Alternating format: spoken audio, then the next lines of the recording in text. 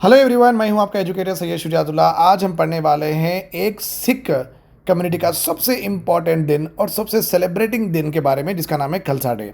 But ये event में क्या प्रॉब्लम हुई थी? ये इवेंट में हुआ था कि प्रो खालिस्तानी के स्लोगन्स लगे थे। न्यूज़पेपर वाले भी थोड़ा हेडिंग बराबर नहीं लिखे हैं, तो वो बराबर करना चाहिए, बिकॉज ये जो इवेंट हुआ था ये बहुत पियोस, बहुत होली इवेंट है सिख कम्युनिटी का, और बहुत सेलिब्रेट करते हैं, अच्छे से फीस्ट से बनाते हैं। बट इन्होंने जो हेडलाइन दी थी ना, इससे मुझे पढ़ते पढ़ते ही दिक्कत आ गई थी, क्योंकि यहाँ पे दिया क्या गया था, India fumes at Canadian president Trudeau taking part in pro Khalistan event. पहली बात तो न्यूज़पेपर जो भी लिखे हैं, जो भी आर्टिकल लिखे हैं, उनको ये पता होना चाहिए कि ये प्रो खालिस्तानी इवेंट नहीं था, ये एक खालसा डे सेलिब्रेशंस हो रहे थे। वहाँ पे थोड़े बदमाश, थोड़े मिसक्रिएंट्स से जो भी प्रो खालिस्तानी स्लोगन्स रेज करे थे।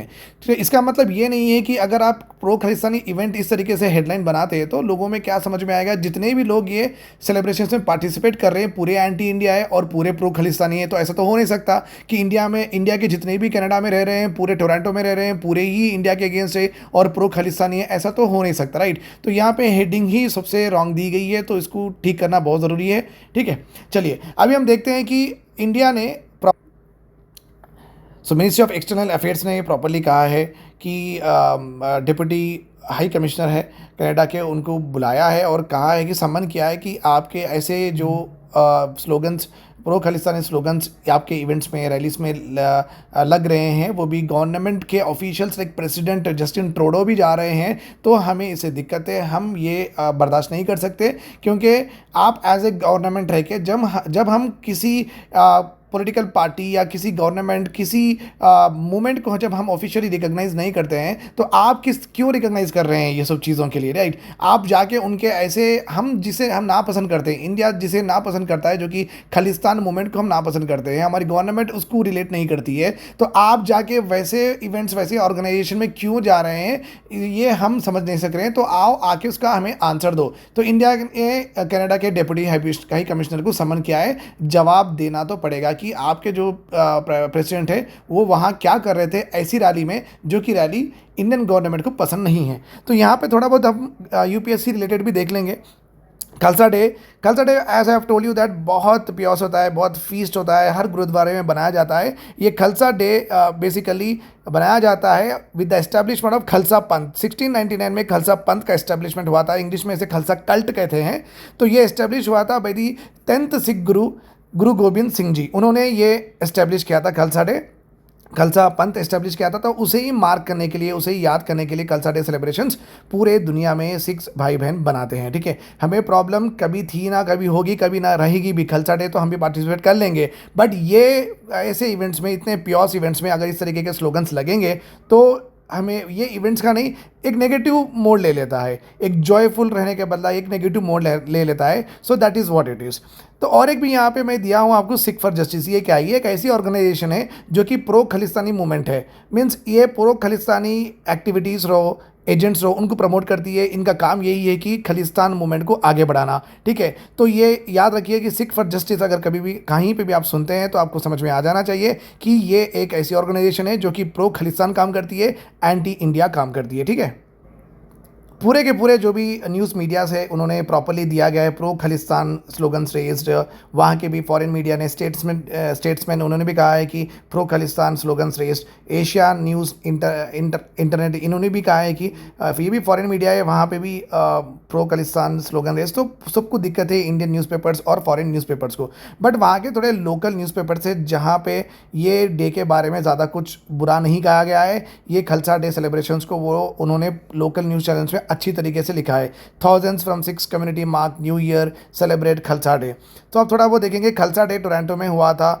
Gathering of 2000 people in 1986 to become the city's third largest parade. एक ज़माने में सिर्फ 2000 लोग चलते थे टोरंटो में, मार्च लेके चलते थे 1986 में। आज वो टोरंटो सिटी का थर्ड लार्जेस्ट परेड और फेस्टिवल और सेलिब्रेशन हो गया है। तो आप समझ सकते हैं कितनी ज़्यादा इंडिया की आबादी वहाँ पे है, कितने ज़्यादा इंडियंस वहाँ पे रहते हैं। ये बहुत इंपॉर्टेंट है। और ये भी हम समझ सकते हैं कि जो जस्टिन ट्रूडो है, जो कनाडा प्रेसिडेंट है, वो इतनी छोटी कम्युनिटी के लिए क्यों जा रहे हैं वहाँ पे, उनके ऑर्गेनाइजेशंस, उनके इवेंट्स में क्यों जा रहे हैं। यहाँ पे आपको ये समझना होगा कि कनाडा में 6% इंडियाज़ NRIs रहते हैं। इसका मतलब है 6% एक साइजेबल पॉपुलेशन होती है। आप इस तरीके से समझ सकते हैं इंडिया में मुसलमान 14% है तो अपीजमेंट पॉलिसी चलती है। जस्टिन ट्रूडो भी वही कर रहे हैं कि अपीजमेंट पॉलिसी कर रहे हैं सिख्स के साथ, वहाँ के सिख्स को अपनी तरफ खींच रहे हैं सो दैट नेक्स्ट इलेक्शन में पूरे सिख्स उनको सपोर्ट करें। तो 6% सिख्स वहाँ पे छोटी बात नहीं है, बहुत बड़ा फिगर होता है 6% इलेक्शंस में, क्योंकि इलेक्शंस बेसिकली 40% 30% में ही रुक जाते हैं। ठीक है, ये मैप मैंने गूगल से लिया है, ये करेक्ट हो सकता है नहीं भी हो सकता है, बट आपको थोड़ा बहुत आइडिया आने के लिए क्या है।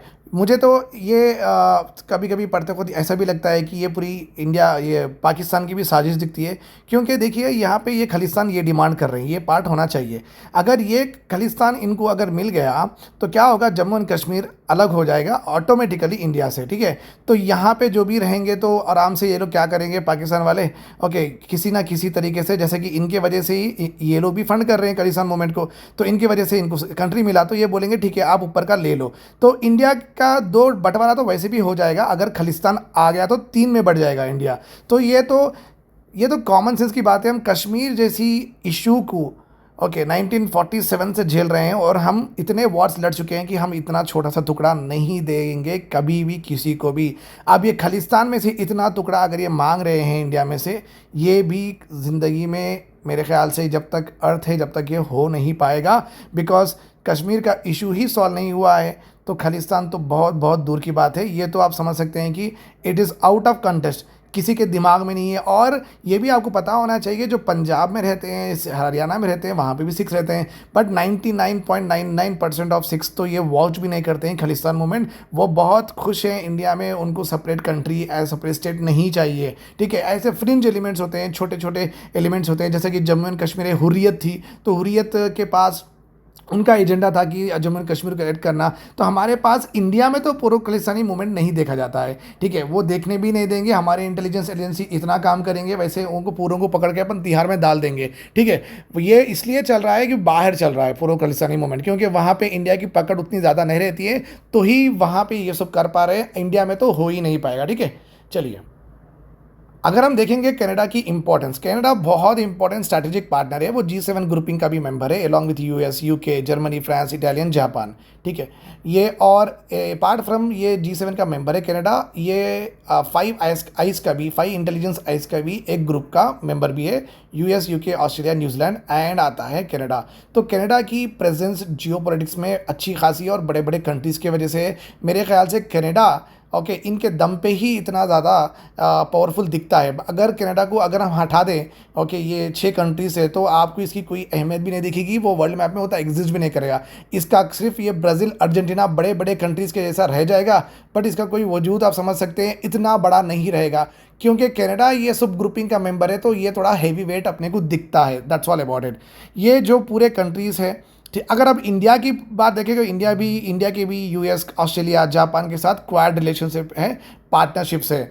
ओके, तो अब अगर इंडिया और कनाडा लड़ लेते हैं तो अब ये जो कंट्रीज़ इन्वॉल्व है इसमें, जो कि इंडिया के साथ भी है, जो कि कनाडा के साथ है, ऐसा दिन ना हो कि US अब दोनों में से एक को चूज़ करे, जर्मनी दोनों में से एक को चूज़ करे। सो बेसिकली जब इंडिया पूरों से डिराइव करता है बेनिफिट्स और इंडिया से सब डिराइव करते हैं बेनिफिट्स, तो इतने बड़े countries like India and Canada इस ट्रैक पे नहीं जाना है जहाँ पे रिलेशंस और ख़राब हो। और कनाडियन गवर्नमेंट ये अपने आप से समझना ज़रूरी है कि ये जो प्रो खालिस्तानी मूवमेंट है, ये पेपर पे तो क्या आप इसको इंपॉर्टेंस ही मत दीजिए, 100-200 लोग पुकार लेंगे, वो खुद ही चले जाएंगे, काम ख़त्म। ऐसे प्रो खालिस्तानी मूवमेंट्स UK में भी हुए थे, US में भी हुए थे, बट वहाँ पर कोई तो धूल भी नहीं देता था उनको। ओके, तो वहीं पर आए, वहीं पर मर भी गए वो मूवमेंट्स। तो जब स्टेट स्पॉन्सर करता है तो एक कॉन्फिडेंस आ जाता है, ओके, लोगों में कॉन्फिडेंस आ जाता है कि चलो भी हमें कंट्री मिल जाएगी। अगर जस्टिन ट्रूडो जाके ये ऐसे इवेंट्स में पार्टिसिपेट करते हैं तो क्या होगा, वहाँ के सिख्स को क्या होगा, जो भी प्रो खालिस्तानी है, अरे यार अपने को भी अब मिल जाएगा, अपने खालिस्तान मिल जाएगा,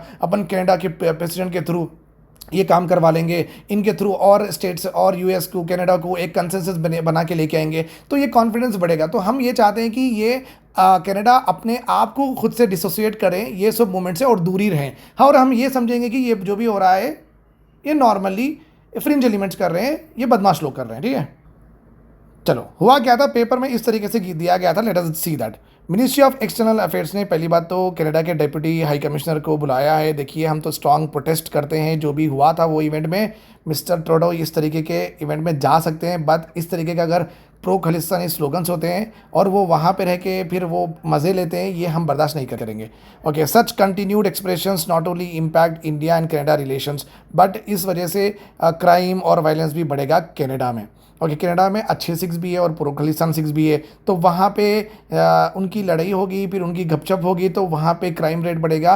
तो ये कंटिन्यूस कैनेडियन गवर्नमेंट का एसोसिएशन जो चल रहा है प्रो खालिस्तान मूवमेंट के जो ऑर्गेनाइजेशन है और लीडर्स है, वो थोड़ा हल्का होना चाहिए, वो थोड़ा स्लो डाउन होना चाहिए। इस तरीके से इंडिया ने प्रोटेस्ट अपना लॉन्च किया है कनाडा में। इवेंट में के बाद ट्रूडो ने protect rights and freedom of six इस तरीके की बात की है। इंडियन कनाडा, देखो सिक्स तो हमारे हैं, ठीक है। अब ये जाके ट्रूडो बोल रहे हैं कि हम इनके राइट्स प्रोटेक्ट करेंगे, हम इनकी फ्रीडम प्रोटेक्ट करेंगे। भाई, हम ऑलरेडी एक कॉन्स्टिट्यूशन से चलते हैं, हमारे पास utmost level of democratic liberty सब होती है। आप हमारे सिख को क्या ही प्रोटेक्ट करेंगे, राइट। आप सिटीजनशिप दे ही, कितने लोगों को सिटीजनशिप दिए, और रिसेंटली तो वीज़ा भी बैन हो गया है, आने जाने भी नहीं दे रहे हैं, तो ठीक है। तो ये जो आप प्रोटेक्ट करेंगे सिटीजन्स राइट्स, आप प्रोटेक्ट करेंगे उनकी फ्रीडम, इतनी हमको ज़रूरत नहीं है। We are having a very elaborate constitution है हमारे पास, जिससे हम सबको इक्वली ट्रीट वैसे भी करते हैं। इंडियन कनाडा आर जस्ट थोड़े महीने पहले भी हमारी डिप्लोमेटिक स्पैट हुई थी। बेसिकली कनाडा ने क्या किया था, एक एलिगेशन लगाया था। कनाडा में एक इम्पॉर्टेंट प्रो खालिस्तानी लीडर है जिसका नाम है निज्जर। इनका असैसिनेशन हुआ था, वो भी टीवी पे भी दिखाया गया था, वो एक वीडियो भी चल रही थी। ओके, ये प्रो खालिस्तानी लीडर है निज्जर, इनकी क्या हुआ था, असैसिनेशन हुआ था। तो कनाडा गवर्नमेंट ने क्या किया है, इंडियन गवर्नमेंट को एलिगेट किया है कि आप ऐसे एक्टिविटीज़ हमारे कंट्री में करा रहे हैं, हमारी सवर्निटी को आप इम्पींज कर रहे हैं, और हमारे कंट्री में इस तरीके के एक्टिविटीज़ कराना ये हमारे कंट्री के अफेयर्स के में दखल अंदाजी है। सो हम आपसे प्रोटेस्ट कर रहे हैं। इस तरीके से वीज़ा रुक गया था, बच्चों का एडमिशन रुक गया था, ये पूरी चीज़ें हुई थी। तो बेसिकली जब कनाडा ने इस तरीके का एलिगेशन लगाया है, तो कनाडा को इंडिया ने पूछा बताइए आप प्रूफ, तो कनाडा अभी प्रूफ देने से ही है, अभी तक प्रूफ तो आया नहीं। तो कनाडा में वो रैली में क्या हुआ था, पीएम मोदी, ओके, और अपने राजनाथ सिंह जी और एक्सटर्नल अफेयर्स मिनिस्टर जयशंकर, इनको ब्रांडेड एक बड़ा सा बैनर पे निज्जर किलर्स बोल के बताया गया था। ओके, सो ये हमारे लिए तो निज्जर वांटेड टेररिस्ट हैं, ठीक है, बट उनके लिए प्रो खालिस्तानी लीडर्स के लिए लीडर थे। तो एक रैली में हमारे पीएम, हमारे एक्सटर्नल अफेयर्स मिनिस्टर, हमारे डिफेंस मिनिस्टर के बारे में निज्जर किलर्स बोल के फिर वो रैली में कनाडा के प्रेसिडेंट जाना किस तरीके से मोरली राइट है, आप ही सोचिए। तो okay, Trudeau who also raise his allegations with Modi is yet to back his claim in public. अभी तक ट्रूडो ने कहा है कि इंडियन गवर्नमेंट का इन्वॉल्वमेंट है हमारे निज्जर के किलिंग्स में, इस तरीके के एलिगेशंस कनाडा लगा रहा है, बट हम बार बार पूछ रहे हैं भाई प्रूफ दो। तो royal Canadian mounted police and Canadian security intelligence agency had got evidence of India's hand in Nijjar killing.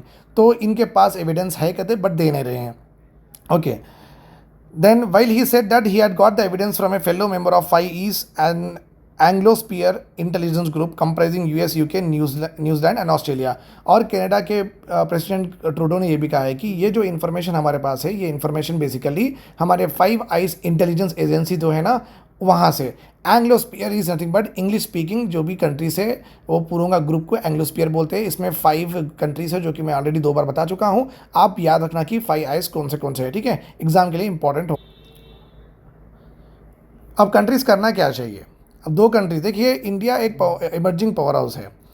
Canada को ये समझना होगा कि इंडिया एक बहुत बड़ा इमर्जिंग पावर हाउस है, वो इकनॉमी रहो या स्पेस पे रहो, एशिया की जियो पॉलिटिक्स में रहो, और अपनी अप्रोच रीथिंक करना होगा कनाडा को इंडिया के लिए। और इंडिया को वो कैजुअली नहीं ले सकता है, बिकॉज इतनी बड़ी कंट्री, इमर्जिंग कंट्री है। सो बेकार में एलिगेशंस लगाने से अच्छा है आप फुल प्रूफ ले लेके आइए, फैक्ट बेस्ड रिसर्च करके अगर हमें देते हैं इनपुट्स, हम उसके ऊपर काम करेंगे।